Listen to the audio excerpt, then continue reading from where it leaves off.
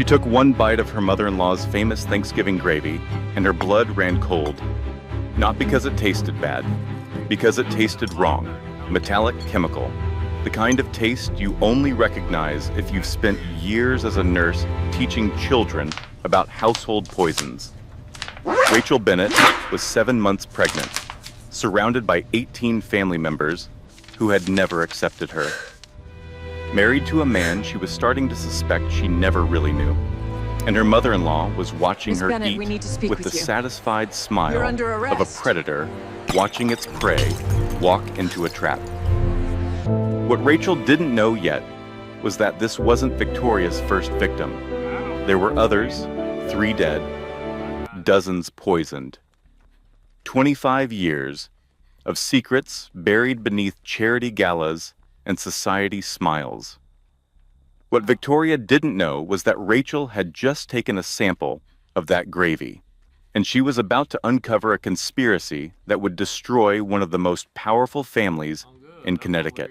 But here's the twist you won't see coming. Victoria wasn't just a monster. She was a mother who had done monstrous things for reasons that might make you question everything you believe about right and wrong. Stay until the end, because the truth about why Victoria started killing will change how you see this entire story. This is the tale of the mother-in-law who poisoned her pregnant daughter-in-law's food at Thanksgiving, and the ordinary woman who brought down an empire of lies. Lesson and value. Statement. Before we begin, I want you to know something important. This story is about trusting yourself when everyone tells you you're crazy. It's about finding strength you didn't know you had. It's about the family we choose when the family we're born into fails us. If you've ever had a gut feeling that something was wrong, if you've ever been told you were paranoid, or too sensitive, or imagining things, this story is for you.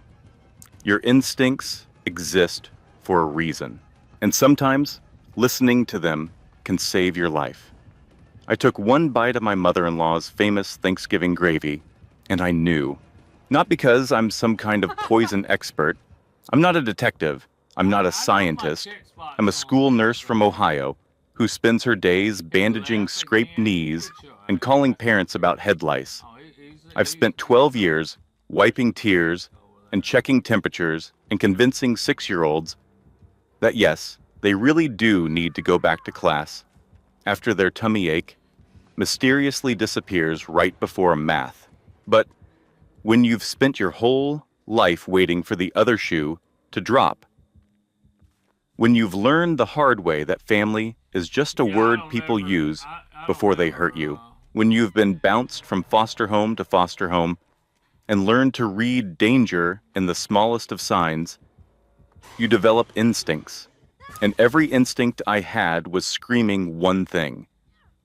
This food is going to kill my baby. Let me take you back to that morning. That Thanksgiving morning when my life changed forever. I woke at 5 in the morning in the guest room of the Bennett estate. Not our guest room. The guest room. Because even after 4 years of marriage, I was still a guest in this house. Still an outsider. Still the girl from foster care who had somehow tricked their golden boy into putting a ring on her finger. The Bennett estate was the kind of house that belonged in the magazines. 12 bedrooms, 6 bathrooms, a kitchen bigger than the entire apartment I grew up in, crystal chandeliers that probably cost more than my car, the kind of house that makes you feel like a museum exhibit, like you're being watched and judged by generations of people whose portraits hang in gilded frames along the hallways. I lay there in the darkness, one hand on my belly, feeling the baby kick. 7 months along. A little girl, according to the ultrasound. My daughter. The first person in the world who would be truly, biologically, unquestionably mine. I wondered, for the 1000th time, why walking into this house always made me feel like I was shrinking. Like the furniture was watching. Like I was taking a test nobody had told me the rules to. The ceiling above me was painted with some kind of pastoral scene. Cherubs and clouds and women in flowing robes. I had stared at that ceiling every Thanksgiving for 4 years, unable to sleep, counting the hours until I could go home. Marcus slept peacefully beside me, my husband of 4 years, the man I had married, thinking I was finally getting the family I'd always wanted. He looked so innocent when he slept, so much like the man I had fallen in love with at that charity gala 5 years ago, when he had looked at me like I was the most interesting person in the room instead of the catering staff.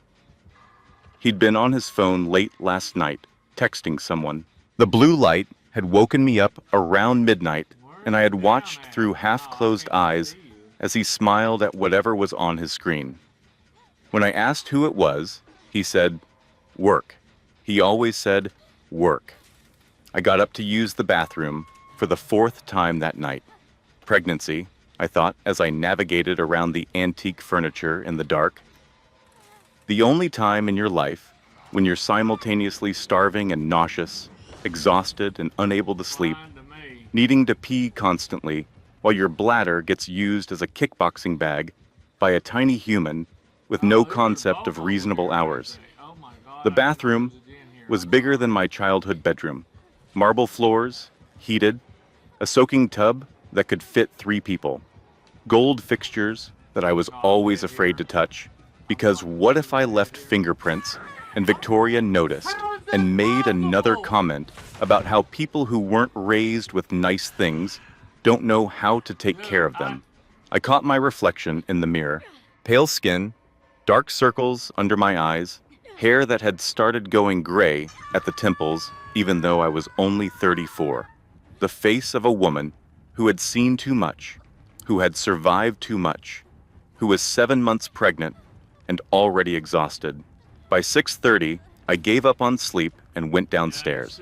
The kitchen was empty, thank God. The staff wouldn't arrive until 8, and Victoria never came downstairs before 9. I needed coffee. Well, decaf. Doctor's orders. But I needed the ritual of it, the warmth, the normalcy. My phone buzzed on the counter where I had left it charging. Elena, my coworker, and the closest thing I had to a best friend. Her text read, "Surviving question mark. Remember our code period. If you need emergency extraction comma, text me.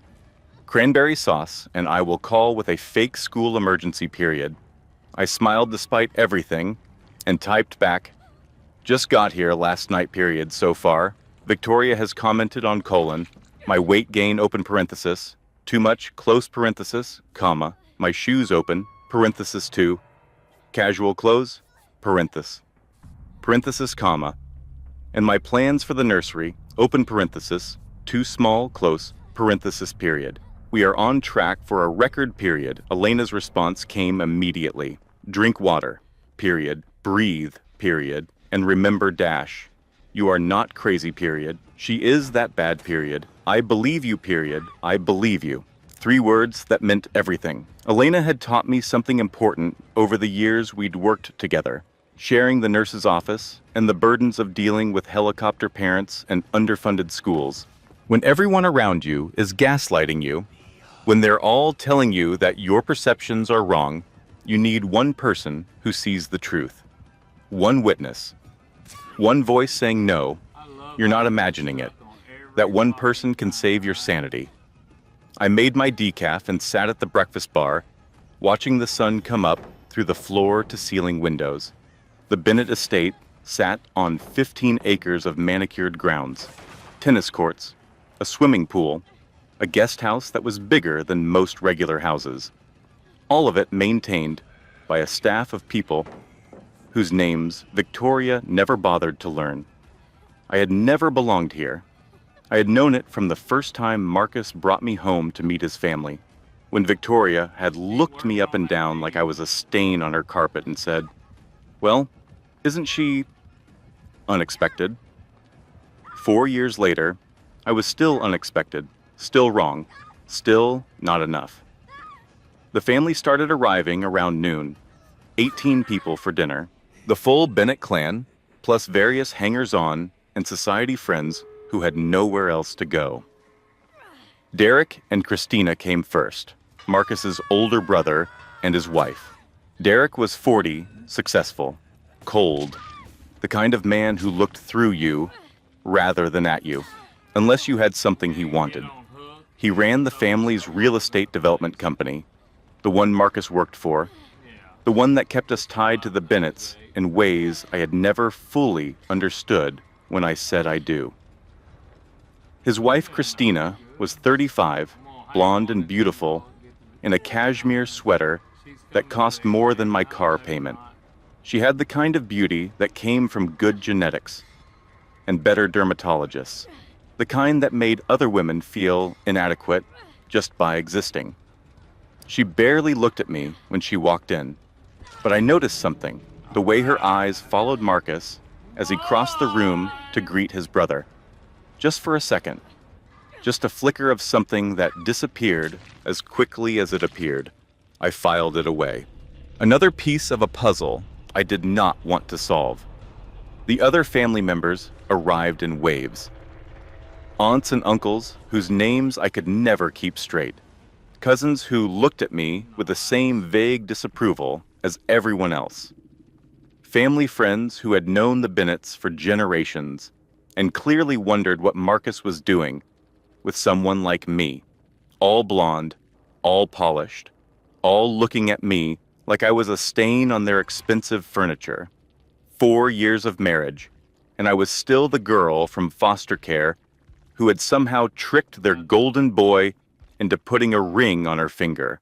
4 years of holidays and family dinners and passive-aggressive comments, and nothing had changed. Dinner preparation was a military operation with Victoria as the general.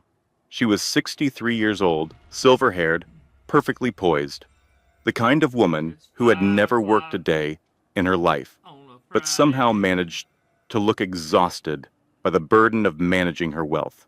She orchestrated the kitchen staff with the precision of a conductor, inspecting every dish, adjusting every garnish, making sure everything was absolutely perfect. The turkey had to be golden brown, not a shade lighter or darker. The table settings had to be precise, with exactly 2 inches between each piece of silverware. The wine had to breathe for exactly 45 minutes, not a minute more or less.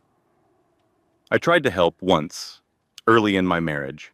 I had made my grandmother's sweet potato casserole, the one dish I remembered from before my parents died, the one recipe I had carried with me through 7 foster homes like a talisman.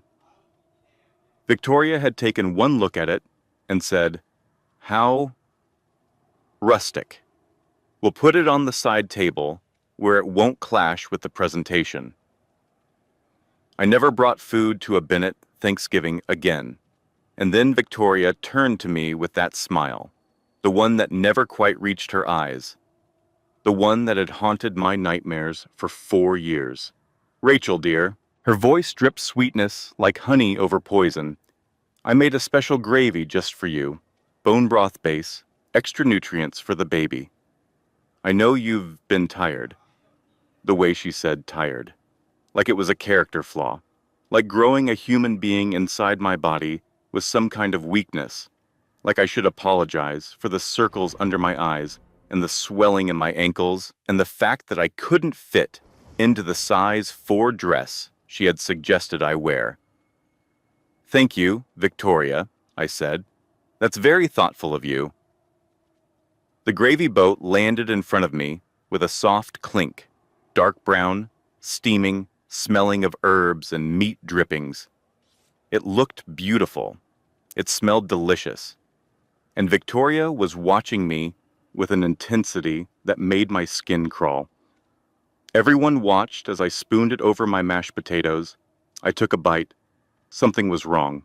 Not bitter exactly. More like off. A metallic undertone beneath the rosemary and thyme. A taste that did not belong. That triggered something deep in my memory. Something from my nursing training. This tasted like the warning labels I taught kids about. What household chemicals taste like if accidentally ingested. the metallic sweetness that preceded kidney failure and seizures and death. I looked around the table, 18 faces, 18 people who would say I was crazy. I could already hear it. Pregnancy hormones. She's always been sensitive. You know how Rachel is? She never fit in with the family. She's probably just looking for attention. And for one terrible moment, I almost believed them, almost convinced myself I was imagining things, almost took another bite just to prove to myself that I was crazy, because crazy was easier than the alternative. The alternative was unthinkable. I swallowed what was in my mouth because spitting it out would cause a scene, and I could not afford a scene. I could not afford to be the hysterical, pregnant woman who ruined Thanksgiving. I could not afford to give Victoria one more piece of ammunition. "Excuse me," I said, keeping my voice steady through sheer force of will. "I need to use the restroom. The baby's pressing on my bladder." Polite laughter around the table. "Of course, dear," Victoria said. "Take your time." Her smile widened slightly, and I saw something in her eyes. Satisfaction, anticipation, the look of a predator watching its prey walk into a trap. I walked calmly down the hallway, past the portraits of generations of Bennetts, all those blue eyes and blonde hair and old money staring down at me, past the grandfather clock that chimed the hours, past the evidence of wealth and privilege and power that I had never belonged to and never would. The bathroom door closed behind me. I locked it, waited 3 seconds, listened for footsteps. Nothing. Then I moved fast. I spat everything into the toilet, rinsed my mouth with water from the sink, spat again, used my finger to trigger my gag reflex, bringing up what little I had swallowed. Rinsed again, spat again, over and over until the taste was gone, until my mouth was raw, until my hands stopped shaking enough to reach for my purse. I always carried plastic bags, a nursing habit from years of dealing with kids who got sick at school. I scraped the residue from my tongue with a tissue, sealed it in the bag, wrote the date and time on it with a pen from my purse. November 28th, 6:47 in the evening. Bennett Estate, Thanksgiving dinner, gravy served only to me. I stared at myself in the mirror, this ridiculous gilded mirror that probably cost more than my yearly salary. I grew up in foster care, 7 different homes before I aged out at 18. And in every single home, there was a moment like this. A moment when I knew something was wrong, and everyone told me I was imagining it. I was not going to let my daughter grow up that way. I was not going to be silenced again. I tucked the bag into my purse, fixed my expression in the mirror, until I looked like a woman who had just freshened up rather than a woman who had just realized her mother-in-law might be trying to kill her, and walked back to the dining room with steady steps. The gravy was still there, glistening on my mashed potatoes. I did not eat another bite. The drive home was 2 hours of silence and Christmas music, and my husband humming along to Bing Crosby while I sat in the passenger seat, wondering if his mother had just tried to murder me. "You barely ate anything," Marcus said, somewhere around hour 1. "Morning sickness." At 7 months, some women have it the whole pregnancy. He nodded, satisfied with the simple answer. He always was. Marcus saw the world in black and white, good and bad, simple explanations for complex problems. His mother loved him, therefore his mother was good. His wife was acting strange, therefore his wife was probably hormonal. End of story. I had loved that about him once, his certainty, his confidence, the way he moved through the world like he belonged in it, like every door would open for him because doors had always opened for him. Now I recognized it for what it was. Willful blindness. The privilege of never having to question whether the people who loved you might also want to hurt you. His phone buzzed in the cup holder. He glanced at it, smiled slightly, put it away without answering. "Who's that?" I asked. "Just Derek. Work stuff about the Henderson project." I did not believe him, had not believed him in months. The late nights at the office that never showed up on his calendar. The business trips that left no trace on the credit card statements. The way he angled his phone away from me whenever he texted. But belief and proof are different things, and I had learned long ago that nobody cares what you believe. They only care what you can prove. The next few days passed in a fog. I went to work. I bandaged scraped knees and checked temperatures and convinced 6-year-olds that yes, they really did need to go back to class. I smiled and nodded and acted normal while my mind raced through possibilities. Maybe I was wrong. Maybe the herbs had been off. Maybe Victoria had used some specialty ingredient that tasted unusual. Maybe I was paranoid and hormonal, and everything the Bennetts had always said I was. But I could not shake the feeling, the taste, the way Victoria had watched me eat. Monday morning, I called in sick to work. First sick day I had taken in 3 years. Then I drove 2 hours to a private laboratory I had found online, one that specialized in testing for toxic substances. The building was nondescript, a gray concrete box in an industrial park. The kind of place you would never notice unless you were looking for it. I paid cash at the front desk and filled out paperwork with a fake name because I did not know who the Bennetts knew, how far their influence reached, who might report back to Victoria. The waiting room had magazines from 2019 and fluorescent lighting that made everyone look slightly ill. I flipped through a 3-year-old copy of Good Housekeeping while I waited. 10 Ways to Spice. Up your marriage, the cover promised. Try having your mother-in-law poison your Thanksgiving gravy, I thought. That will definitely spice things up. The lab technician was a young woman with kind eyes and a professional demeanor. She did not ask why I was having food tested for toxins. She did not raise an eyebrow when I handed over a plastic bag with what looked like scraped gravy residue. She just took the sample, confirmed what I wanted to test for, and told me results would take 48 hours. "What am I testing for?" she asked. "Everything," I said. "Heavy metals, household chemicals, medications, everything that should not be in food." She gave me a look. I recognized that look. Domestic situation. Probably, her eyes said. Another woman in trouble. Another woman who had to prove what she already knew. But she did not ask questions. I appreciated that. Those 48 hours were the longest of my life. I went through the motions, made dinner, talked to Marcus about his day, rubbed my belly when the baby kicked, pretended everything was normal while I waited for the phone to ring. I did not tell Elena what I had done.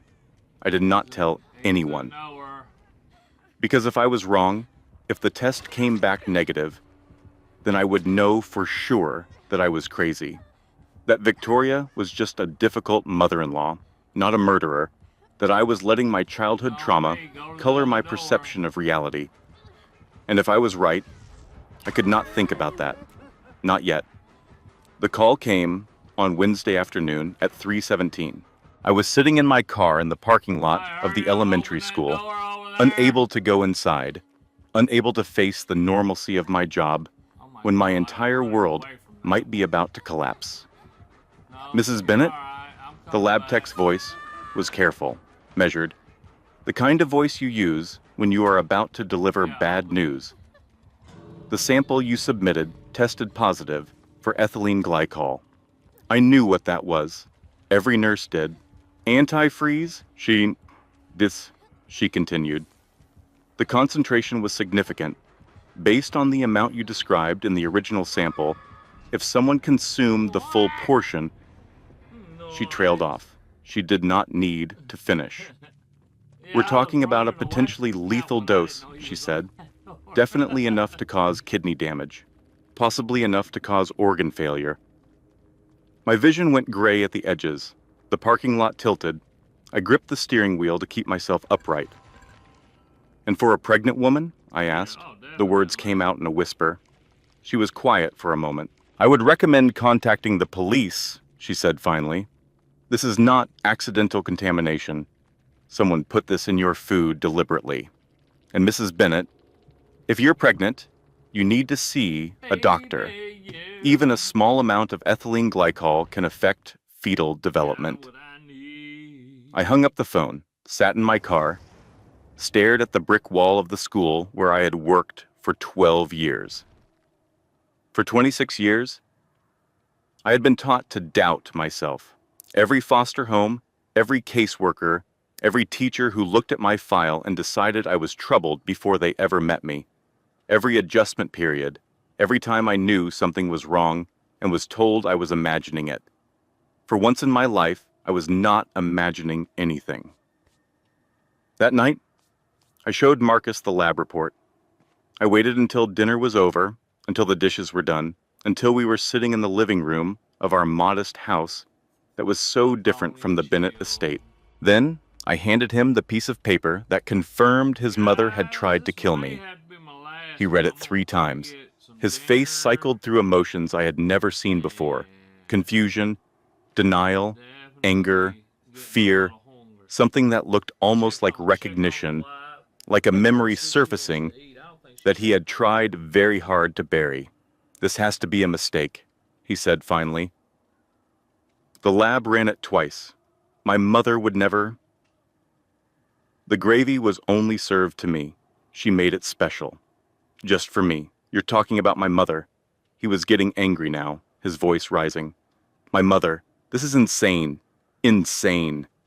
There it was, the word that had followed me through every foster home, every teacher's conference, every attempt to be believed. I had known he would say it, had known before I showed him the report, had rehearsed this conversation 100 times in my head and known exactly how it would go. But I had to try. I had to give him the chance to be the man I married. He was not that man. "You need rest," he said. "The pregnancy, the stress, maybe you should talk to someone.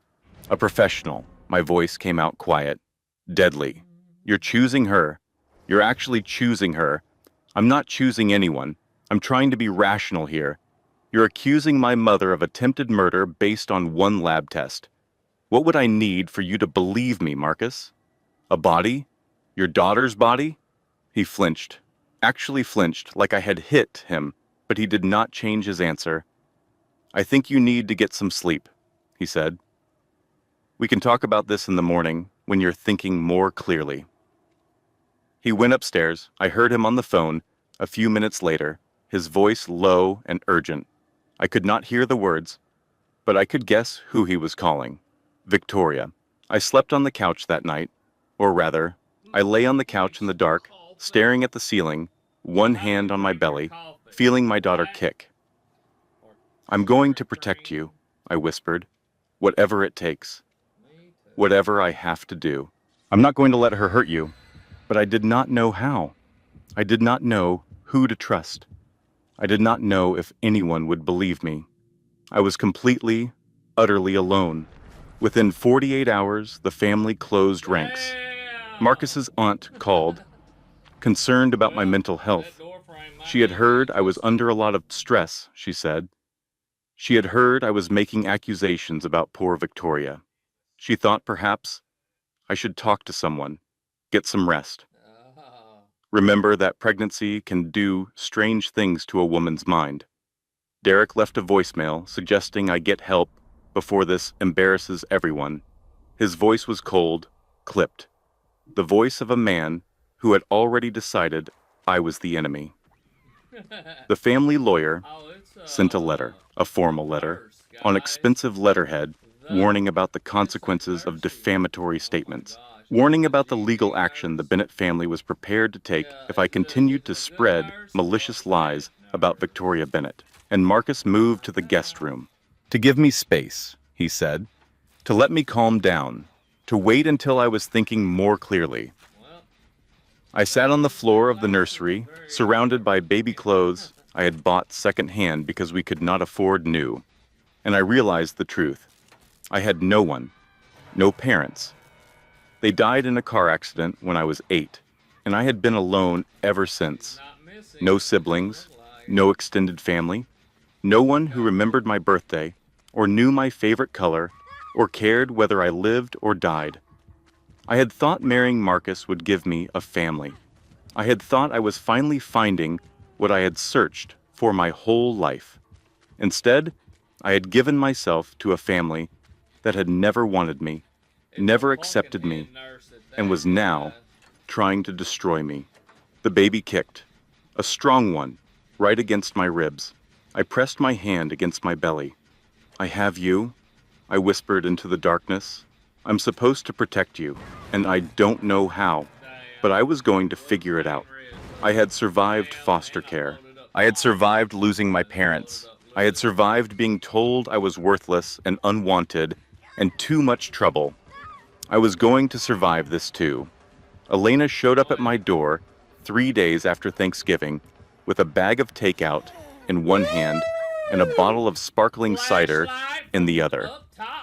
"Before you say anything," she said, pushing past me into the apartment, "I believe you." I stood in the doorway, stunned. "You haven't even heard what happened." "Doesn't matter." She set the food on my kitchen counter and turned to face me. "You're the most grounded person I know. In 12 years of working together, I have never seen you overreact to anything. I've seen you handle lice outbreaks and angry parents and that kid who threw up on your shoes 3 times. In one day. If you say something's wrong, something's wrong. Tell me everything." And I did. The gravy, the taste, the lab results, Marcus's reaction, the family's counterattack, the letters from lawyers and the phone calls from aunts, and the way my husband had looked at me like I was a stranger, like I was the enemy. When I finished, Elena was quiet for a long moment. She had pulled containers of Chinese food out of the bag while I talked, arranged them on the counter, found plates and forks. She moved with the efficiency of someone who had been through her own crisis, who knew that sometimes the best thing you could do for someone was feed them. "First," she said finally, "you need to eat. You're 7 months pregnant, and you've probably lost 5 pounds in the past week. I'm not hungry. I didn't ask if you were hungry. I said you need to eat. I ate." The lo mein was lukewarm, and probably not on my approved pregnancy diet, but Elena was right. I needed the fuel. "Second," she said, "document everything. Screenshots of texts, dates, and times of every conversation. Copies of that lab report in 3 different places. Email it to yourself and me and anyone else you trust. My ex tried to gaslight me too. The only thing that saved me in court was my documentation. Elena had been married for 8 years to a man who convinced her she was crazy, who moved money around and lied about affairs, and somehow made her apologize when she caught him. She had gotten out, eventually, rebuilt her life, raised 3 kids on her own while working full-time as a school nurse. If anyone knew what I was going through, it was her. "I don't even know if I'm going to court," I said. "I don't know what I'm doing. You're surviving. That's what you're doing. And you're not doing it alone." The next day I went to the police. I expected to be dismissed. A pregnant woman accusing her wealthy mother-in-law of poisoning? I could already imagine the looks, the condescending tone, the suggestion that maybe I should see someone about my anxiety. The Bennetts were important in this town. They donated to the Police Benevolent Association. They golfed with the mayor. They had lawyers who could make problems disappear. Instead, I met Detective James Walker. He was 42, with tired eyes and a wedding ring, tan line on his left hand, where a band had recently been removed. "Cold Case Division," his desk said. The kind of cop who got the cases nobody else wanted, the ones that had gone cold because the victims were not important enough or the suspects were too powerful. He listened to my entire story without interrupting, took notes in a small leather notebook, asked clarifying questions, looked at the lab results with an expression I could not read. And then he said something that made my blood run cold. "Mrs. Bennett, how long have you been married into that family?" 4 years. "And in those 4 years, has anyone else gotten sick? Suddenly? Unexpectedly?" I stared at him. I had never thought to ask that question. I had been so focused on my own situation, my own survival, that I had never considered there might be other victims. "Because I've been investigating a death connected to the Bennett family for 3 years," he continued. Robert Bennett, Victoria's husband, died of kidney failure in 1999. Natural causes, they said. But the pattern never sat right with me. What pattern? He was healthy, 52 years old, no history of kidney problems, no risk factors, and then suddenly, over the course of about 3 months, his kidneys just failed. The doctors couldn't explain it. The family didn't want an autopsy. He was buried within 3 days of his death. I felt something shift in my chest, a cold certainty settling into my bones. "You think she killed him?" I said, "her own husband. I think there are a lot of unanswered questions about that death. And I think," he looked at me steadily, "that you might be the person who finally helps me answer them." For the first time since Thanksgiving, I saw myself reflected in someone else's eyes. Someone who did not think I was crazy. Someone who had his own reasons to believe. "You believe me," I said. "I've been waiting for someone like you," he replied. "Someone on the inside. Someone who saw what she really is." Over the next 2 weeks, Walker became my ally. More than ally. My partner in this investigation. We met in coffee shops and parking lots, in his cramped office at the police station after everyone else had gone home. We pored over old case files, financial records, newspaper clippings. We built a timeline of every illness, every accident, every death connected to the Bennett family. He was careful, professional. He never crossed any lines, but there was warmth there that I had not felt in a long time. He brought me tea when we worked late, remembering, without being told, that I did not like coffee. He noticed when I had not eaten and ordered food without asking. He checked in on me, asked how I was sleeping, whether the baby was okay. He was nothing like Marcus. Marcus, who had not noticed I had lost 5 pounds in the past week. Marcus, who could not remember my favorite color, or my birthday, or the names of the kids I had lost in foster care. Marcus, who had chosen his mother over me without a second thought. James Walker remembered everything. "You should go home," he said one night around 11, after we had spent hours going through Robert Bennett's medical records. "Get some rest. The baby needs you to take care of yourself. If I go home, Marcus will ask where I've been. I can't explain this to him. You're not safe there. I'm not safe anywhere. At least here, I'm doing something." We found our first real lead on a cold December morning. Margaret Holloway, Victoria's former housekeeper, 78 years old, living in a nursing home 2 hours outside the city. She had worked for the Bennetts for 12 years, from 1987 to 1999, the year Robert Bennett died. The nursing home smelled like disinfectant and loneliness, like every institution I had ever been placed in as a child. But Margaret Holloway's eyes were sharp, her mind clear, her memory intact. She sat in a wheelchair by the window of her small room, looking out at a garden that had gone brown with winter. When we told her why we were there, she did not seem surprised. "I've been waiting for someone to come asking questions," she said. 25 years I've been waiting." "What can you tell us about Robert Bennett's death?" Walker asked. "She poisoned him," Margaret said. The words fell into the silence like stones into still water. "Mrs. Victoria, I saw her do it." The story came out slowly, carefully, like she was pulling it from a locked box she had kept hidden for decades. It was early morning, about a week before Mr. Robert died. 4 o'clock, maybe 4:15. I came back to the house because I'd forgotten my glasses. I needed them for my daughter's graduation, which was that weekend. Let myself in through the service entrance, quiet as I could, didn't want to wake anyone.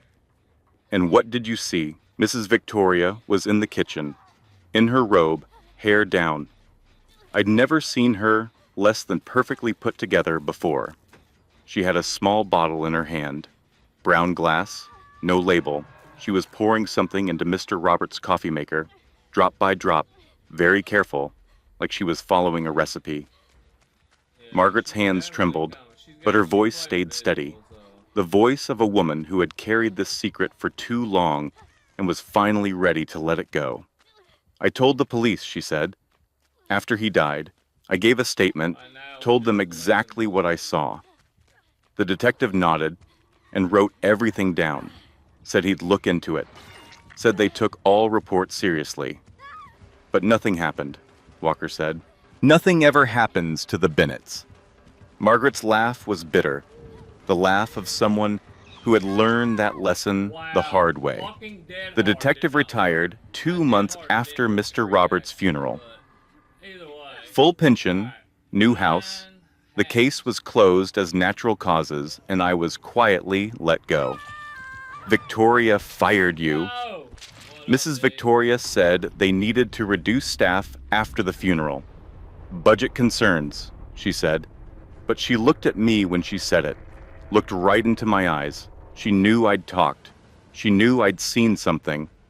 And then, about a month later, I got a letter from a law firm, reminding me about the confidentiality agreement I'd signed when I was hired, reminding me that spreading false accusations could have legal consequences. Margaret had more than memories. She had a journal kept for 25 years, documentation of every strange death, every mysterious illness, every person who got too close to the Bennett family and then suffered for it. James Manning, she said, flipping through the worn pages, Mrs. Victoria's brother-in-law, died in 1994, kidney failure. He had voted against giving Mrs. Victoria a loan from the family trust about 6 weeks before he got sick. She turned another page. David Porter died in 2003. He was on the board of the Bennett Foundation. Voted against one of Mrs. Victoria's projects. Dead within 2 months.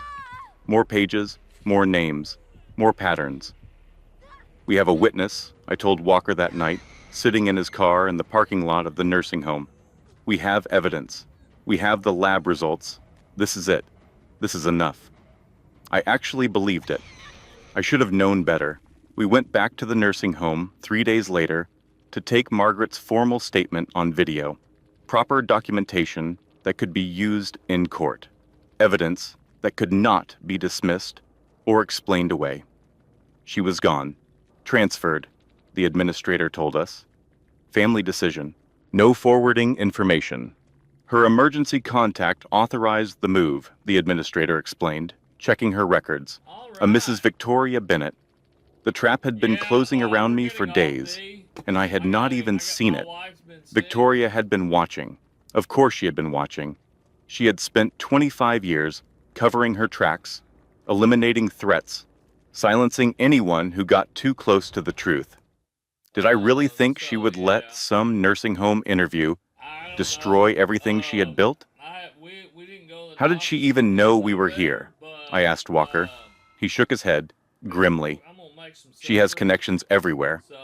The Bennetts donate to this facility. Half the staff probably reports to her. We tried to find Margaret, called every nursing home in a 200-mile radius, filed missing persons reports that went nowhere, contacted Margaret's daughter, who said her mother had been moved for her own safety and refused to say more. Victoria had gotten to everyone. That night, Marcus came home angry. It was the first time in 2 weeks he had come home before midnight. The first time he had looked at me directly instead of through me. But his eyes were cold and his jaw was set. And I knew before he opened his mouth that this was not going to be a reconciliation. "What the hell are you doing?" he demanded. "Going to nursing homes? Talking to detectives? Digging up dirt on my family? I'm trying to find the truth." "The truth?" He laughed, but there was no humor in it. "The truth is that my mother is a 63-year-old woman who has devoted her life to charity and family. Legos The is truth now is that my Streaming wife Lego and is having Brickliving. some kind of Advent breakdown now. and dragging my mother's name through the mud. Your mother tried to kill me. Stop saying that. He had never yelled at me before. In 4 years of marriage, he had never raised his voice. Now he was shouting, his face red, veins standing out on his neck. Stop saying that. My mother is not a murderer. I have proof. Lab results. A witness who saw. You have conspiracy theories and a woman with dementia who will say whatever you want to hear. I went very still. Who told you Margaret has dementia? He paused. Caught. The anger on his face flickered, replaced for just a moment by something that looked like fear. I never told you her name, I said slowly. I never told you anything about her. How do you know who she is? Mom mentioned. Hey besties. He was scrambling now, trying to recover. She said someone was harassing her former employees, asking questions, making accusations. Your mother knew. She knew where I was and who I was talking to. She knew before I ever showed up at that nursing home, which means she was watching me, which means she had people following me, which means she's scared, Marcus. Innocent people don't hire private investigators to follow their daughters-in-law. You're paranoid. I'm observant. There's a difference. His phone buzzed on the counter. He reached for it, automatically, then stopped when he saw me watching. Go ahead, I said. Answer it. Let me guess who it is. He did not answer it, but I saw the screen before he could hide it. One text, one name, one word that changed everything. Christina, miss you. Our eyes met. He knew I had seen. Rachel, he started. His voice was different now, pleading, desperate. It's not what you think. It's not what I think. I heard my own voice, calm and cold, like it was coming from very far away. Your brother's wife just texted you miss you, and it's not what I think? We're friends. We've always been close. How close? The truth came out in fragments. Ugly, brutal, each piece worse than the last. 2 years. He had been sleeping with his brother's wife for 2 years. Since before I got pregnant. Since before we started trying for a baby. All those nights when he said he was working late. All those business trips. All those times he came home smelling like perfume and claimed it was from a client meeting. Victoria knew. Victoria had been helping them hide it, providing alibis, covering tracks, because Victoria had never wanted me in the family, had never accepted me, and if Marcus had a mistress, that gave Victoria leverage, control. She knows, I said. My voice was steady. Dead? Your mother knows you're cheating on me with your brother's wife, and she's helping you? It's complicated, Marcus said. It's not complicated. You're a cheater. She's an enabler, and I'm just the incubator for the grandchild she actually wants. I understood now. All of it. Victoria did not hate me because I was poor or common or not good enough. Victoria hated me because I was unnecessary. A vessel. A means to an end. Once the baby was born, once she had her grandchild, my usefulness was over. The poison was not about control. It was about disposal. I need you to leave, I said. Creamy garlic Rachel, pasta with please. chicken. Can we just talk about this? I think we're done talking. I think we've been done for a while. He left. I do not know where he went. I did not care. I sat in the dark living room of the house we had shared for 4 years, the house where we had planned to raise our family, and I felt something break inside me. Not my heart. That had broken years ago, in foster homes and group houses and all the places where I had learned that love was a weapon people used against you. What broke was something else. Some last, desperate hope that I had been wrong about everything, that Marcus loved me, that his family would accept me, that I had finally found the belonging I had searched for my whole life. That hope was gone now, and in its place was something harder, something colder, determination. Walker called the next morning with more bad news. The lab results were gone. Someone had broken into my car, taken my copies. The original from the lab had been disposed of per protocol after a lawyer showed up with paperwork claiming patient privacy issues and procedural violations. The sample had been contaminated, the lawyer claimed. The results were unreliable. The lab was willing to settle out of court to avoid a lawsuit. She's covering her tracks, Walker said. She knows we're coming. What do? We find another way? We don't give up. But his voice was less certain now, and I felt the ground crumbling beneath my feet. The stress took its toll. Of course it did. At 32 weeks pregnant, after weeks of fear and betrayal and sleepless nights, my body finally gave out.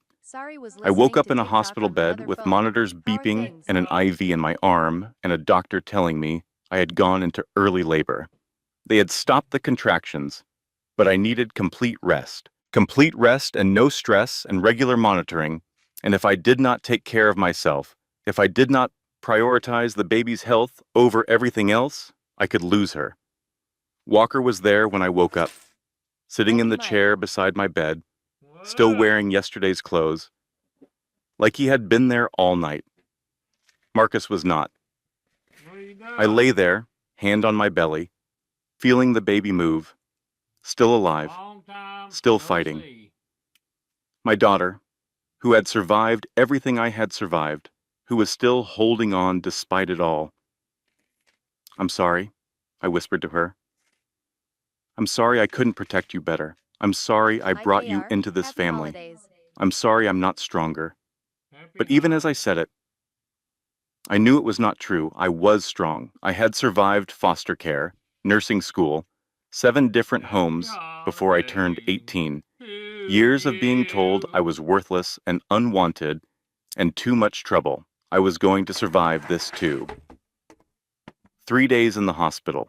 3 days of bed rest and monitoring and nurses who looked at me with pity because they had seen my chart, seen that my husband had not visited, seen the way I flinched whenever the phone rang. Walker came every day. He brought flowers, real flowers, daisies and sunflowers that he picked up from a grocery store on the way. Not the ostentatious arrangements the Bennett family sent, the ones that filled half the room and smelled like a funeral home and came with cards that said things like, "Thinking of you during this difficult time." I found something, he said on the second day. While you were here, I kept digging. Tell me, Robert Bennett's death in '99. Everyone said kidney failure, natural causes. But I tracked down the original coroner. Retired now, living in Florida. He said something always bothered him about that case. What? The family insisted on a quick burial. Threatened lawsuits when he wanted to run more tests. Said it was disrespectful to the grieving widow that they would make sure he never worked again if he didn't sign off on natural causes. He backed off because he had a mortgage and 2 kids in college, but he regretted it ever since. Walker sat forward in the uncomfortable hospital chair.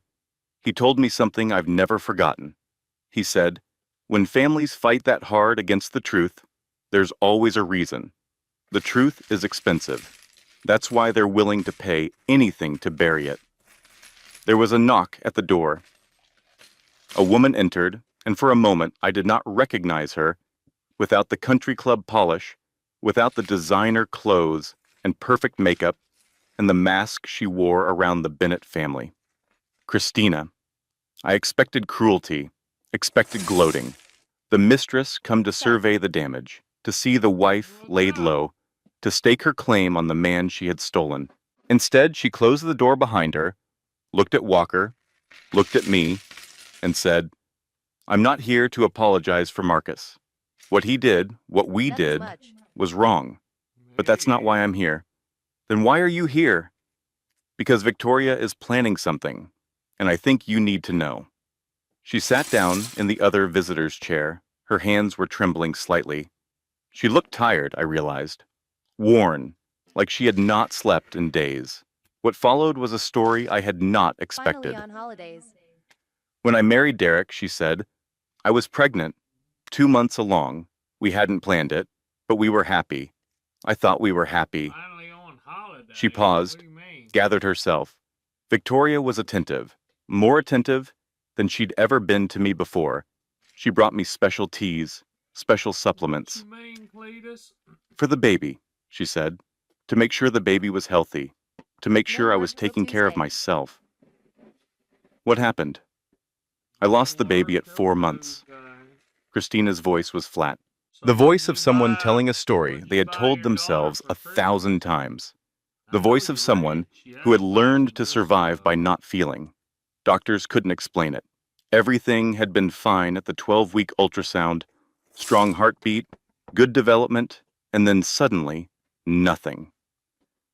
She looked at me directly. Derek blamed me, said I wasn't taking care of myself, said I must have done something wrong. Victoria comforted him while I cried alone. I felt something cold settle in my chest, an understanding that made everything worse. I got pregnant again a year later, Christina continued. Lost that one too. And again the year after that. 3 babies. 3 unexplained losses.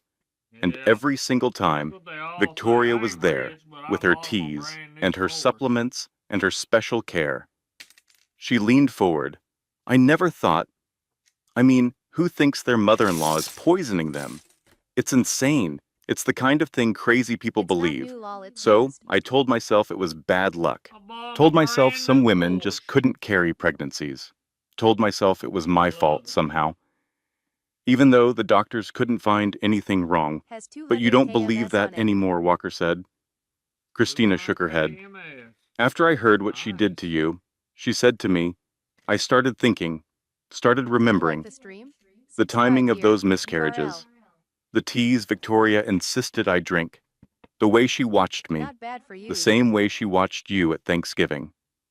I looked at this woman, my husband's mistress, my enemy, and saw something I recognized, saw the same hollow eyes I saw in my own mirror, saw the same desperate need to be believed, saw the same years of being told she was imagining things, of being made to feel crazy for trusting her own instincts.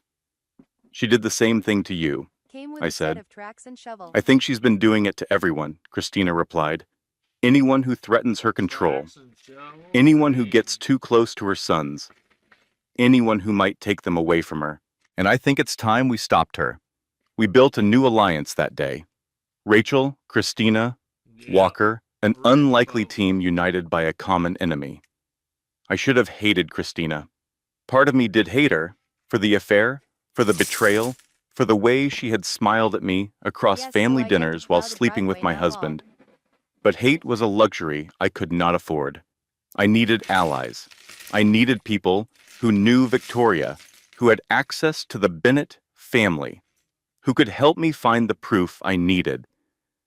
The enemy of my enemy was my friend, even if that friend had been sleeping with my husband. We need to exhume Robert Bennett's body, Walker said. Get new forensic analysis. If she poisoned him the same way she tried to poison you, there might still be traces in his remains. Victoria would never allow that, Christina said. She wouldn't have to. If we can prove probable cause to a judge, show a pattern of behavior, we can get a court order. She doesn't get a vote. A pattern, I said. We need other victims. And we found them. Over the next 3 weeks, working from my hospital bed, and then from my apartment after I was discharged, we tracked down 4 other women connected to the Bennett family. Jennifer Walsh. She had dated Derek in college, back when he was still capable of human emotion.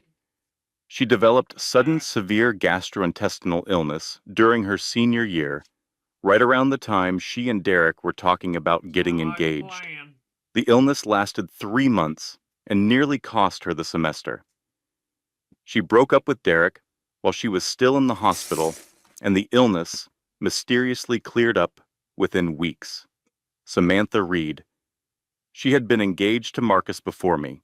Beautiful, accomplished, from a good family. Sound like a plan. Victoria had approved of her at first.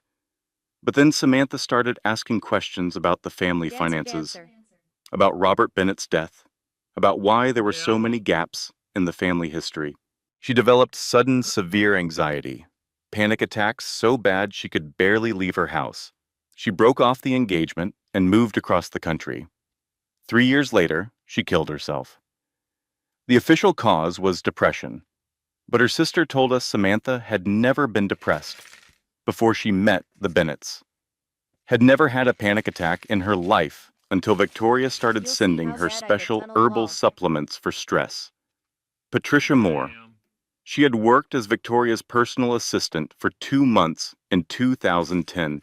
She quit after developing chronic fatigue so severe she could barely get out of bed. I Her get doctors told never to do a figured out lot. what was wrong. It's just a game. It cleared up within a month of leaving the Bennett household. And Margaret Holloway, of course, It's the just housekeeper a who had game. seen too much and been silenced for Nice. 25 years. We have a pattern, I told Walker the night we finished compiling the files. 5 women, not counting Christina, not counting me. All of them got sick while connected to the Bennett family. All of them recovered after leaving. All of them were willing to talk. I'm taking this to the DA tomorrow, Walker said. With this much evidence, they'll have to listen. We're going to get that exhumation order. It's over, I said. It's finally over. I should have known better. Walker came back from the DA's office gray-faced. I knew something was wrong the moment he walked through my apartment door. He looked like a man who had just watched something die. Something he had believed in. Something he had hoped would be different. I'd take mine The to Bennett bed family today. donates heavily to the DA's re-election campaign, he said. 6 figures every cycle. They golf together. Their wives are in the same book club. No. He called our evidence circumstantial, said pursuing this would be politically unwise, said there was no way a jury would convict based on pattern evidence and the testimony of disgruntled former employees. So she just gets away with it? He suggested I focus on solvable cases instead of witch hunts. I sat down heavily on my couch. 7 months pregnant, exhausted, betrayed by everyone I had ever trusted. The baby kicked, hard, like she could feel my despair. I had spent my whole life believing in systems. Foster care, even with its flaws, had kept me alive. When I had nowhere else to go, school had given me a path out of poverty. Nursing had given me purpose. A way to help people, a career I could be proud of. But there was no system for this. No form to fill out, no process to follow, no authority who would help. Victoria Bennett was rich enough to buy justice. She could silence witnesses and destroy evidence and make problems disappear with a single phone call. I was too poor to afford any of that. Then Victoria counterattacked. The first catastrophe came 3 days after Walker's meeting with the DA. A social worker appeared at my apartment door. Professional smile, clipboard in hand, the kind of studied neutrality that meant she had already decided I was guilty of something. Mrs. Bennett?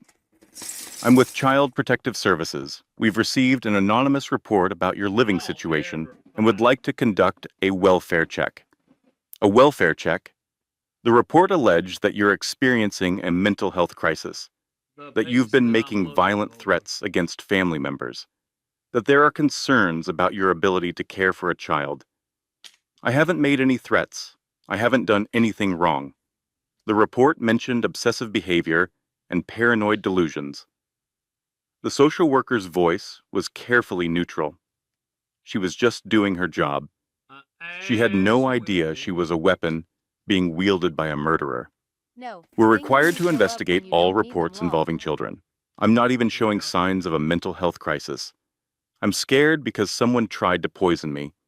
She made a note on her clipboard. That kind of statement is exactly what the report described. Victoria was trying to take my baby before she was even born, trying to establish a paper trail of mental instability that could be used in a custody hearing, trying to paint me as an unfit mother before I even had a chance to be a mother at all. The second catastrophe came the next day. I lost my job. The principal called me into her office with a concerned expression. She had known me for 12 years, had written glowing performance reviews, had called me the heart of our nursing staff just last spring. Now she could barely meet my eyes. Rachel, we've received some concerning information. An anonymous letter with photographs. Photographs of what? You. And a man who isn't your husband, leaving what appears to be a motel, multiple times. She showed me the photos, me and Walker, leaving the nursing home where we had interviewed Margaret. Except the photos had been cropped and edited. The nursing home sign was gone, replaced by what looked like a motel logo. The timestamps had been altered, the context had been destroyed. We're investigating a crime, I said. He's a detective. We were interviewing a witness. The school board doesn't. The principal sighed. Look, Rachel, I believe you. But the board has to respond to complaints. And with the other reports, the CPS investigation. What other reports? Someone called the superintendent. Said you'd been making accusations against prominent community members. Said you were unstable, potentially dangerous. The board thinks it's best if you take leave, effective immediately. I'm being fired because someone is trying to frame me. You're being placed on administrative leave, pending investigation. She finally met my eyes. I'm sorry, my hands are tied. The third catastrophe came that weekend. Marcus filed for divorce and custody. He showed up at my apartment with a lawyer, a stack of papers, and a look on his face I had never seen before. Cold, determined. The look of a man who had been given permission to stop pretending. My lawyers say you're unfit, he said. The mental health concerns, the job loss, the affair. I didn't have an affair. Those photos are fake. The court doesn't care. His voice was flat, rehearsed. Words someone else had put in his mouth. My family's lawyers are very good at making courts believe things. You know I didn't cheat. You know your mother is behind all of this. I know my mother is protecting our family, like she always has. He paused. You know what I mean? Something in his face changed, hardened. When the baby is born, she's coming home with me. My mother will help raise her. Give her the life you can't provide. A real family. Real stability. Everything you never had. That was the plan. That was what Victoria had wanted all along. Not just to kill me, to replace me.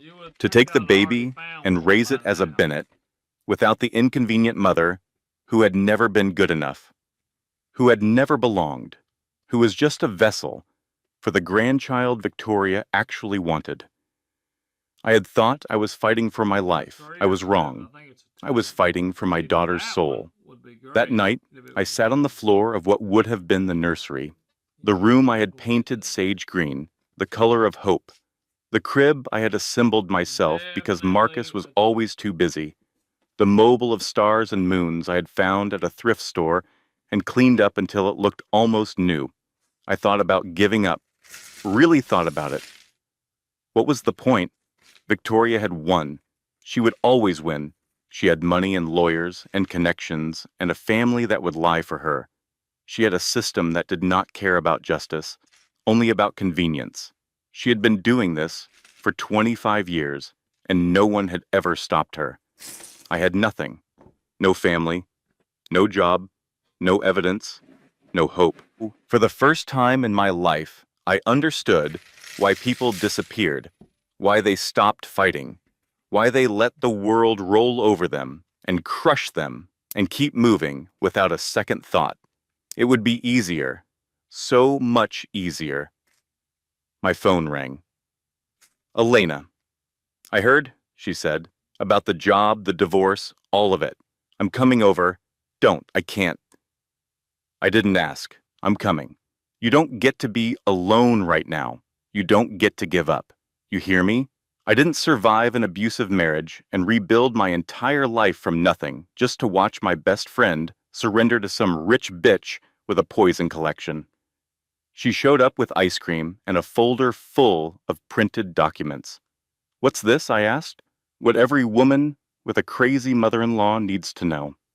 I've spent the last 2 days researching instead of sleeping.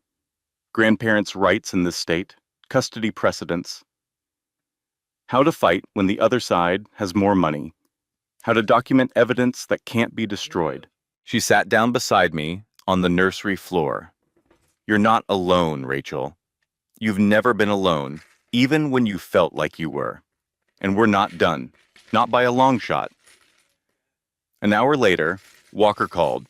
His voice was different, energized. "I found her. Margaret Holloway. Victoria had her transferred to a facility in Vermont, but I tracked her down. Took me 3 days, but I found her. Can she still testify? Better than that. She recorded something before they moved her. A video statement, witnessed by 3 staff members, notarized, uploaded to a $20 cloud on server gingerbread Victoria man? doesn't know about." Holy What does it say? shit. Everything, Rachel? Price It says gouged. everything. And there's something else. Something about Robert Bennett that changes everything. I watched Margaret Holloway's video on Walker's laptop, sitting in my cramped apartment with Christina beside me and Elena on my other side. 3 women who had no reason to trust each other, united by a common enemy. Margaret looked directly into the camera. Frail but fierce, her white hair pulled back from her face, her eyes sharp despite her age. "I've been quiet for 25 years, she said. Scared for 25 years. But I'm 80 years old, and I'll be dead soon, and I'm not going to my grave carrying this secret." She took a breath. Victoria Bennett killed her husband, Robert. That's you, tears of joy. I saw her do it. Antifreeze in his coffee, every morning for 3 months, just enough to make him sick slowly. The doctors called it kidney failure. I called it murder. She paused, gathered herself. But here's what everyone needs to understand. Victoria wasn't always a monster. When I first met her, she was just a young mother trying to protect her children. She became a monster. And I know why. I leaned forward. This was not what I expected. Robert Bennett was a monster first. Margaret's voice cracked. What he did to those boys. I heard things. Late at night, sounds no child should make. I saw bruises on them that they couldn't explain. I saw the way Marcus flinched when his father touched him, even just a hand on the shoulder. I saw Derek go from a sweet little boy who liked to help me bake cookies to someone cold and empty, someone who looked at the world like it was an enemy. She was crying now, tears running down her weathered cheeks. I tried to say something once. I asked Derek about a bruise on his arm and the look he gave me. He said it was nothing, said he fell, said I should mind my own business. He was 10 years old, and he already knew how to keep the family secrets. Victoria didn't poison her husband for money, Margaret continued. She did it to protect her sons. She poisoned him to stop what he was doing to those boys. And I think part of me understood. Part of me looked the other way all those years because Robert Bennett deserved to die. She wiped her eyes, but then she kept doing it. Anyone who threatened her boys, anyone who got too close, anyone who might find out what really happened in that house, what she had done, what Robert had done. She couldn't stop. The monster she became to save her children. It took over. The video ended. We sat in silence for a long moment. She killed to protect her children from abuse, I finally said. And then she kept killing to protect them from the truth, Walker replied. Does that make her understandable? It makes her human. It doesn't make her innocent. I thought about my own daughter, thought about what I would do to protect her. Would I kill? Would I lie? Would I become someone unrecognizable if it meant keeping her safe? There is something universally terrifying about realizing that the villain of your story might have been a victim first, that the person trying to destroy you might have reasons you could almost understand. It does not make them right. It does not excuse What do y'all what they wanna have bet done, I won't but it find makes the them people I'm human, looking and for somehow and hold that makes everything worse. 10 pounds of Because if leftovers? Victoria could become a monster while trying to protect her children, what did that say about the rest of us? What did that say about me? The question was not what Victoria had done 25 years ago, I realized. The question was what she was doing now, trying to take a baby from her mother, trying to poison an innocent woman, trying to destroy anyone who threatened her control. Whatever Victoria had been, whatever suffering had shaped her, she had become the very thing she once fought against. She had become the abuser, the monster, the person who hurt innocent people because she had convinced herself it was necessary. I was not going to let her hurt my daughter. Christina delivered the final piece of the puzzle. She had been secretly copying Victoria's files for months, ever since her third miscarriage, when she had started to suspect the truth, but could not bring herself to believe it. Financial records, private emails, a detailed calendar of every accident and illness in the Bennett family circle, going back decades. She keeps records, Christina said, of everything. She's so convinced she's untouchable, she doesn't even bother to hide it properly. She thinks no one would ever dare to look. Among the files were receipts for chemicals purchased over 20 years, medical articles about symptoms of antifreeze poisoning printed from 1999, a list of names with dates next to them, some with check marks. My name was on the list. Due date, December. She was planning to wait until the baby was born, Christina said quietly. Then eliminate you. Make it look like postpartum complications. Tragic, but natural. A new mother, overwhelmed with a history of mental health This is concerns. just flat ridiculous. I stared at the list. My name, my daughter's due date. A check mark that had not been made yet. Not this time, I said. Not ever again. With Margaret's video, Christina's documents, the pattern of victims, and Walker's investigation, we finally had enough. I know, right? Not for the DA. He was compromised. For the FBI. Crossing state lines. Financial crimes. Conspiracy to commit murder. Obstruction of justice spanning decades. You know what I learned from my divorce, Elena said, when I told her the plan. When the local system fails you, go federal. State judges can be bought. State DAs can be pressured. But the feds? They love taking down rich people. It's like Christmas for them. Walker made the call that night. Christmas Eve. Victoria hosted her annual charity gala at the Bennett estate. 100 guests. The cream of Connecticut society. Crystal chandeliers glittering above tables set with fine china. A string quartet playing Handel in the corner. Champagne that cost more per bottle than I used to make in a week. The perfect setting for the fall of a queen. I went into labor that afternoon, 8 months along. Early, but not dangerous. The contractions started around 2 in the afternoon, just as Walker was coordinating the final details of the arrest with the FBI team. Elena drove me to the hospital, breaking approximately 15 traffic laws, and ignoring my protests that I was fine, that we could wait, that the baby was not supposed to come yet. I can't have her now, I gasped between contractions. Not before. Honey, Elena said, the baby doesn't care about your schedule. She's coming.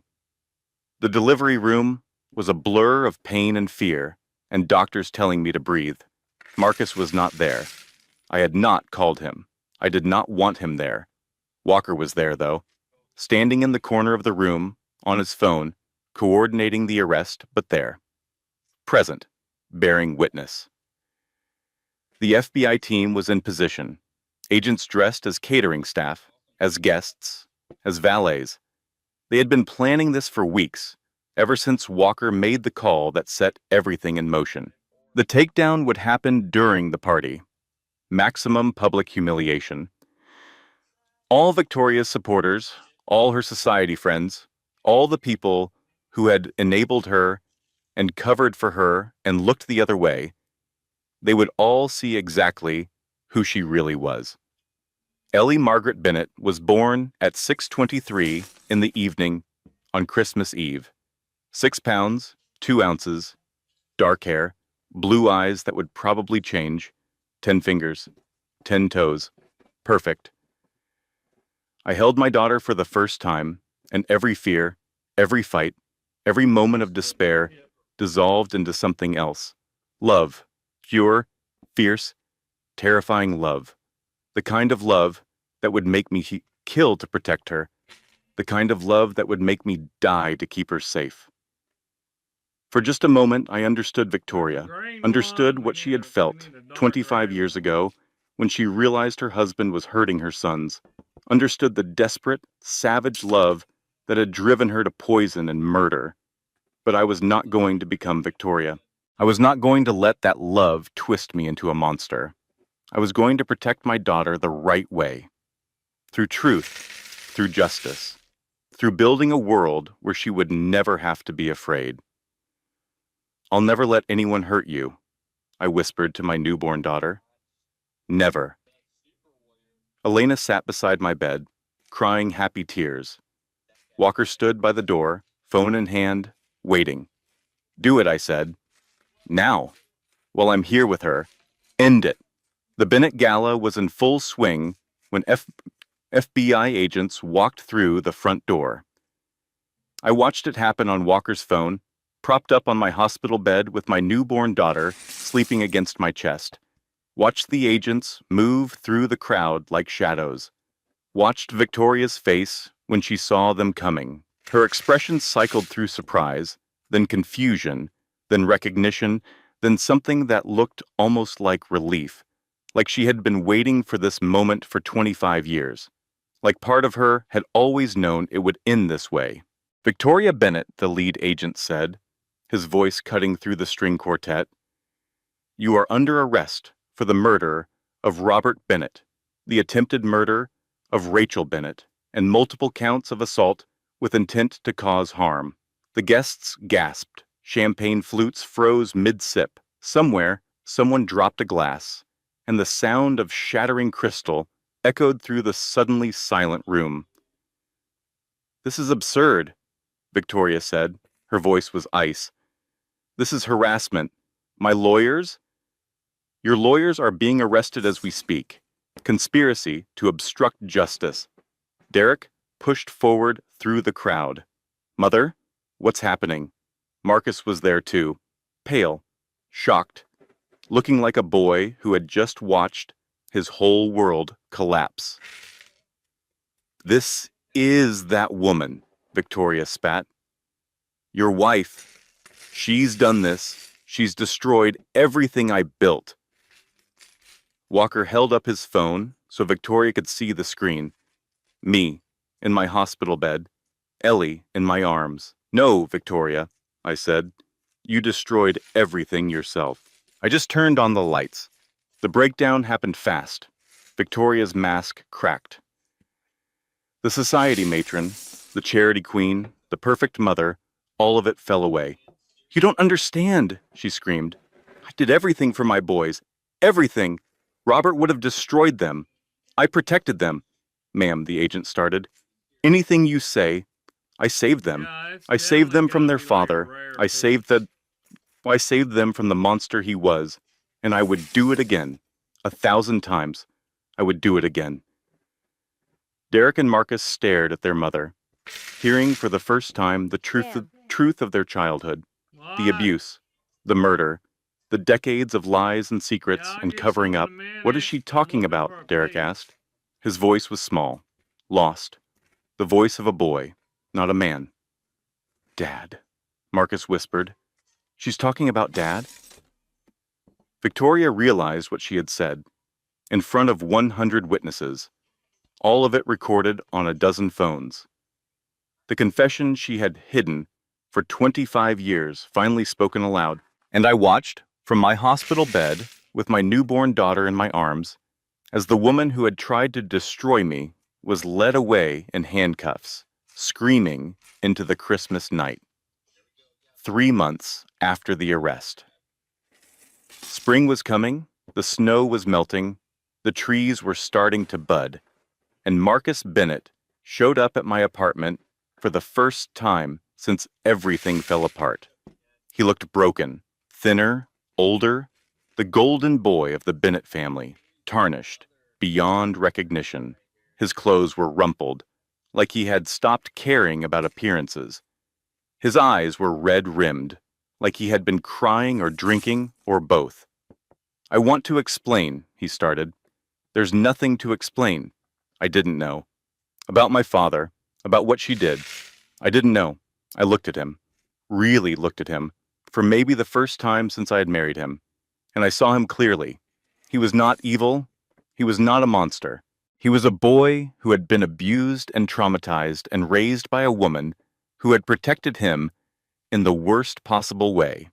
He had spent his whole life hiding from the truth, burying the memories, pretending everything was fine. But that did not excuse what he had done to me. "You didn't know your mother was a murderer," I said. "Fine, I believe that, but you knew I was telling the truth about the poison. You knew something was wrong, and you chose her anyway. I was scared. I was pregnant and terrified and alone. My voice rose despite myself, and you called me crazy. You tried to take my daughter. You moved into the guest room and called your mother every night to report on me. You let your lawyers dig through my past looking for anything they could use to prove I was unfit. I let him see all of it, the hurt, the anger, the finality. You weren't protecting your mother, Marcus. You were protecting yourself from having to choose, from having to be a man, from having to face the truth about who you really are." "I love you," he said. "I still love you." "I don't care." The words came out flat. "True. Rachel, please." I closed the door on him. On 4 years of marriage, on the dream of family, I had been chasing my whole life. And I did not cry. I did not feel empty. Damn. I felt free. Marcus's destruction was complete. His real estate business collapsed. Clients did not want to be associated with the murder family. The Bennett name, once synonymous with wealth and respectability, was now a punchline on late-night television and a cautionary tale in business schools. Derek divorced Christina, who took him for half of everything. She got the house, the cars, a settlement that would let her live comfortably Nope, for I the went to rest that of her whole life. damn bin. She deserved it. She had been a victim too, even if she had also been complicit. Derek published a book about surviving childhood abuse. It made the bestseller list. He named Marcus as complicit in covering up their mother's crimes, and the resulting lawsuit consumed whatever was left of their relationship. Marcus lost the custody battle. I got full custody of Ellie. He got supervised visits once a month in a visitation center with social workers watching to make sure he did not try to take her. Last I heard, he was living in a studio apartment on the bad side of town, working as a sales associate at a furniture store owned by a former rival. He had started drinking too much. His hair was going gray. He looked, according to Elena, who ran into him at a grocery store, like a man who had lost everything and knew it was his own fault. "Karma's a bitch," Elena said when she told me about seeing him. "No," I replied, watching Ellie sleep in her crib. "Karma's a mother." The trial made national news.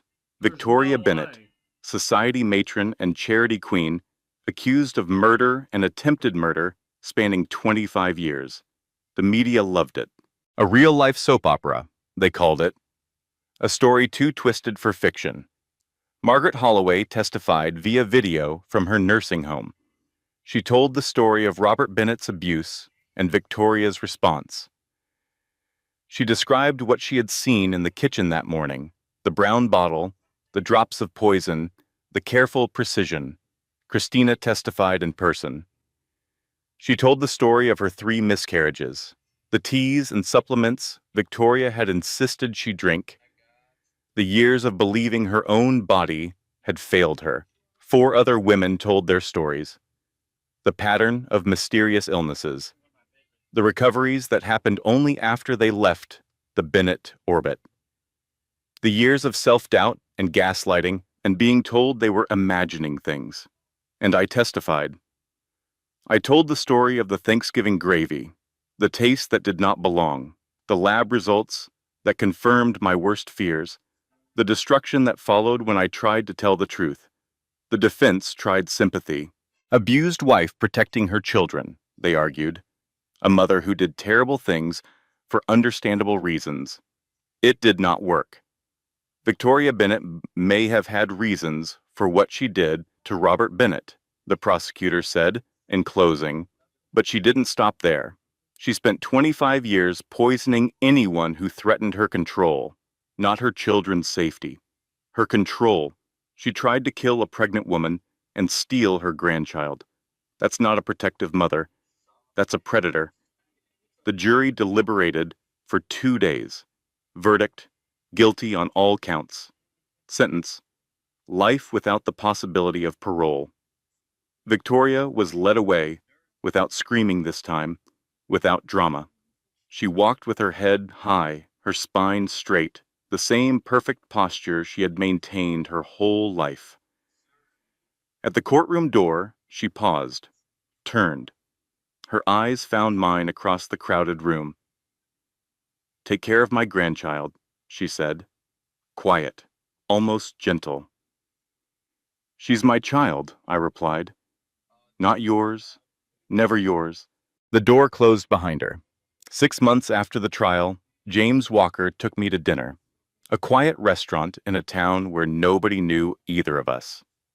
Candles on the table, wine that I actually drank, because I was not pregnant anymore, and I had earned it. "I've been thinking about something," he said. "That sounds dangerous." He smiled. I gotta leave. The smile that had gotten me through so many dark nights, so many moments when I wanted to give up.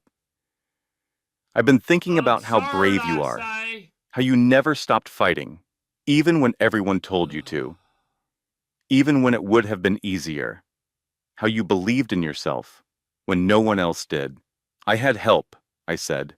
"You, Elena, Christina. I couldn't have done any of it alone. You had allies. But the fight was yours, and you won." He reached across the table, took my hand. "I'm not asking for anything," he said. "I know it's too soon. I know you've been through hell, and you need time to heal. But I want you to know, I see you, all of you, and I think you're extraordinary."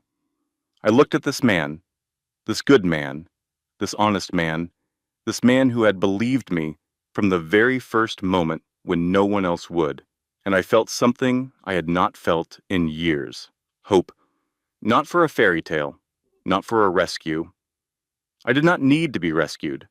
I had rescued myself. Just the possibility of something real, something built on truth and respect and mutual belief, something that would not crumble the first time it was tested. "How about we start with coffee?" I said. "Tomorrow, after Ellie's daycare drop-off." He smiled. "I'd like that." 1 year later, my apartment was small, 2 bedrooms instead of the 4 we had in the house, with Marcus. A galley kitchen instead of the gourmet one I had never used anyway. Street noise instead of suburban quiet, but it was mine. Every piece of furniture had been chosen by me. Every photograph on the walls had been placed by me. Every decision, from the paint color on the walls to the flowers in the window box, had been made by me alone. I had never had that before, never had a space that was truly mine, that no one could take away from me, that I did not have to earn or prove myself worthy of.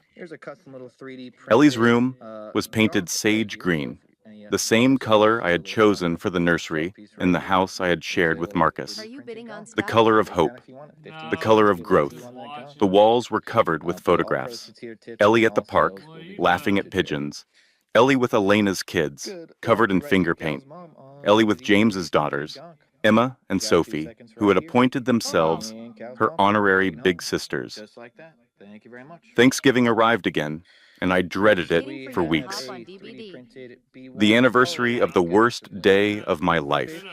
The day I had bitten into a forkful of poisoned gravy and everything had changed. The day I had realized that the family I had married into wanted me dead. But this year would be different. I set the table for 9 people, not 18, like the Bennett Thanksgiving, not the cold perfection of crystal chandeliers and fine china and passive-aggressive comments disguised as compliments. Just 9 people who mattered. Around a table, I had bought secondhand and refinished myself, sanding away years of scratches and stains and other people's memories until it was smooth and new and mine. Elena arrived first with her 3 kids, all of them carrying dishes that smelled amazing. I made the cranberry sauce, she announced. No emergency extraction text this year. No promises, I said, and we both laughed. Christina came next with her new boyfriend, Daniel. He was a kindergarten teacher, gentle and kind, the opposite of everything the Bennett men had been. He looked at Christina like she was the most amazing person he had ever met. And maybe she was. She was 5 months pregnant, glowing in a way I had never seen her glow before. IVF finally worked, she had told me when she shared the news. After everything Victoria did, after all those years of thinking my body was broken, it worked. The doctors think the damage wasn't permanent. They think I can carry this one to term. I hope so, I had said, and I had meant it. Christina and I would never be best friends. There was too much history between us, too much betrayal and pain, but we had an understanding. We had both survived Victoria Bennett. That created a bond that nothing else could break. Margaret Holloway arrived in a wheelchair pushed by her daughter. She had moved to a facility closer to the city after the trial, close enough to watch that baby grow up, she said. She was 80 years old and frail, but her eyes were still sharp, and her mind was still clear. James Walker came last, with his 2 daughters in tow. Emma was 12, Sophie was 9, and they made a beeline for Ellie the moment they walked through the door. "There she is," Emma squealed. "There's our favorite baby." Ellie, who was 1 year old and had no idea what was happening, squealed back in delight. I stood in my kitchen, watching them all settle in, and felt something I had not felt in years. Whole. Complete. Enough. The turkey was golden. The stuffing was perfect. The gravy was store-bought. Nobody commented on that last part. "Before we eat," I said, standing at the head of my own table, in my own home, "I want to say something." The room quieted. Ellie babbled happily in her high chair, oblivious to the solemnity of the moment. A year ago, I sat at a different table in a different house with people who wanted me dead. I didn't know it then. I thought I was just uncomfortable, just tolerated, just not enough. I looked at the faces around my table. Elena, who had believed me without question. Christina, who had become an unlikely ally. Margaret, who had waited 25 years for someone to listen. James, who had given me hope when I had none left. What I've learned this year is that family isn't blood. Family isn't legal documents or shared last names or obligations you can't escape. Family is the people who believe you when no one else does, who stand with you when it's hard, who show up with ice cream and legal documents when you're at your lowest. Elena raised her glass. I did do that. You did. And that's why you're here. All of you. You're my family now. The one I chose. The one that chose me back. We ate until we were stuffed. We laughed until we cried. We told stories about the worst things we had survived. And somehow, in the telling, they became less heavy, less dark. More like proof that we had made it through. Ellie threw mashed sweet potato in her hair, and Emma and Sophie thought it was the funniest thing they had ever seen. I watched my daughter, surrounded by people who loved her, and I thought about everything I had survived to get here. Foster care. 7 different homes before I turned 18. Parents who died when I was too young to remember them properly. Years of being told I was difficult and paranoid and too sensitive. A marriage to a man who chose his mother over me. A mother-in-law who tried to kill me. A system that failed me at every turn. And yet, here I was, alive, happy, whole. After the guests left, James and I stood in the kitchen doing dishes. Ellie was asleep in her crib, exhausted from all the attention and the sweet potato throwing. The apartment was quiet in a way that felt like peace instead of emptiness. You know what I love about you, James said. My winning personality, you never stopped. Even when everyone told you to, even when it would have been easier, even when giving up would have been the rational choice. You never stopped fighting. I had a reason to fight. I looked toward Ellie's room. She's lucky, James said, having you for a mother. I thought about my own mother, dead when I was 8, about all the mothers I had wished for in foster care, the ones I had hoped would choose me and never did. About Victoria, who had twisted her love for her sons into something monstrous. I'm going to tell her something, I said, when she's old enough. Something I wish someone had told me. What's that? Trust yourself, even when everyone says you're wrong. Even when it's easier to doubt. Even when you're scared and alone and the whole world is telling you you're crazy. Trust yourself. Your instincts exist for a reason. That's good advice. I wish someone had told me that 20 years ago. I would have saved myself a lot of pain. Would you have believed them? I thought about it. Probably not. Some lessons you have to learn yourself. Some strength you have to build by using it. He pulled me close. I let him. That night, after everyone had gone home and the apartment was quiet, I stood over Ellie's crib, watched my daughter sleep. I used to think strength meant not needing anyone, being tough, being independent, surviving on your own. I was wrong. Strength is asking for help when you need it. It's trusting your instincts even when everyone doubts you. It's finding your people, your real people, and letting them love you. It's being brave enough to believe in something after everything has taught you not to believe. Victoria Bennett spent her whole life protecting her family through control and fear and poison. She thought that made her strong. She thought she was doing the right thing, the necessary thing, the only thing she could do. But real strength is building a family through love, through trust, through showing up for each other when it matters, through telling the truth even when lies would be easier, through believing in people even when they give you every reason not to. My daughter was going to know that from the very beginning. She was going to trust herself, believe in herself, fight for herself, and she was going to know that she was never alone. That's the real happy ending. Not the fairy tale, not the rescue, not the prince who saves the princess and carries her off to his castle. Just love, just trust, just family, just us.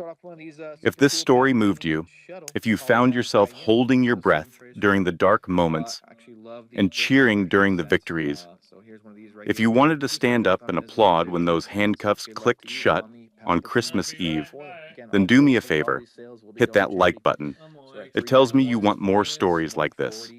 Stories about ordinary people who face extraordinary evil and find the strength to fight back. Drop a comment below. Tell me, have you ever had a gut feeling that something was wrong and everyone told you that you were crazy? Have you ever trusted your instincts when it would have been easier to doubt? I want to hear your story. Share this with someone who needs to hear it. Someone who has been doubted. Someone who has been gaslit. Someone who is sitting alone right now, wondering if they're imagining things, wondering if anyone will ever believe them. Tell them they're not crazy. Their instincts exist for a reason, and they're not alone.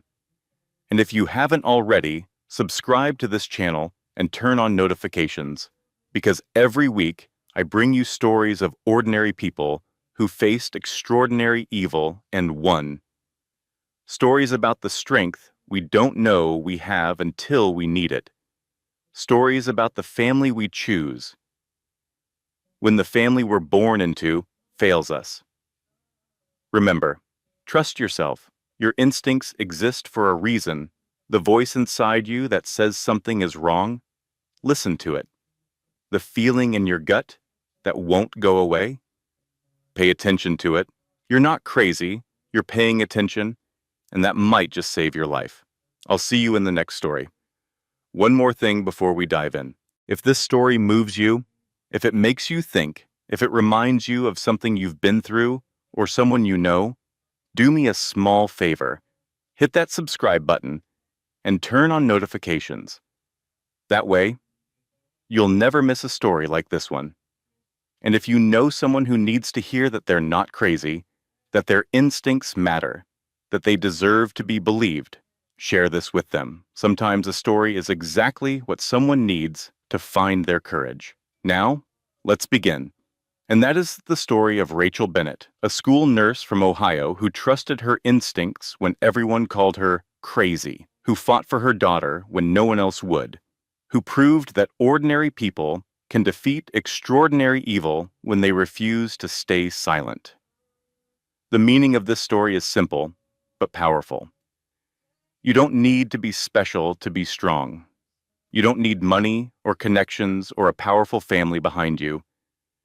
You just need one thing: the courage to trust yourself. Victoria Bennett spent 25 years getting away with murder because her victims doubted themselves, because they believed the lies, because they stayed silent. Rachel didn't stay silent, and that made all the difference. So here's my question for you. Have you ever had a moment like Rachel's, a moment when you knew something was wrong, and everyone told you that you were imagining it? Drop a comment below. Tell me your story, because I believe you, even if no one else did. And if this story touched you, if it made you feel seen, if it reminded you that your instincts matter, hit that like button. Share it with someone who needs to hear it. Subscribe so you never miss another story. Because every week, I bring you stories like this one. Stories about ordinary people who faced extraordinary darkness and found the light. Remember, trust yourself. Your gut feeling exists for a reason, and you are never as alone as you think you are. I'll see you in the next story.